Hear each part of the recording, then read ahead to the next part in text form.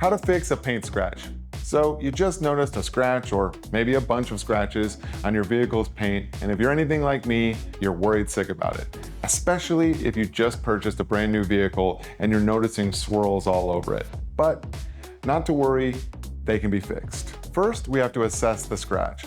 There's lots of different types of scratches. What you see here are called RIDs, or random isolated defects and scratches. So these scratches typically happen from washing the car or drying the car. And as you can see, if I rub my fingernail on them, there's no depth that my fingernail is digging into. If you have a scratch where you can actually feel it with your fingernail, that means the scratch might be too deep for a detail shop to remove.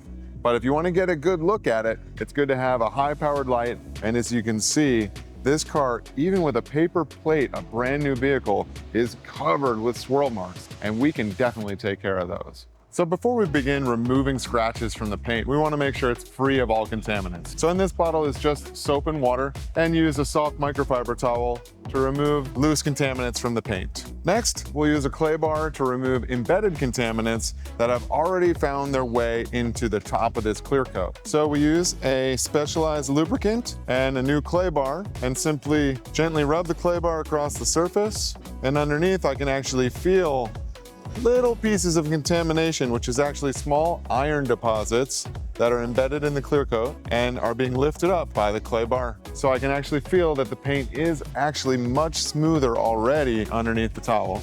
Now we'll use a dual action polishing machine and a foam pad, and in this case, a medium cut compound. On a scale of 1 to 10, 10 being the worst scratch in the world, these scratches, they're relatively light. Although there is a lot of them, they're not that deep. So that's why a foam pad and a medium cut compound, in this case, are the right tool and the right liquid for the job. So here I'm adding just a few drops of the medium cut compound. I'll set the machine down to speed 1. Then I run the machine nice and slow to spread out the compound. And then I begin working in a crosshatch method, and I'll speed the machine up to about 3.5. Next, I'll wipe the paint with a paint-safe microfiber towel and inspect it.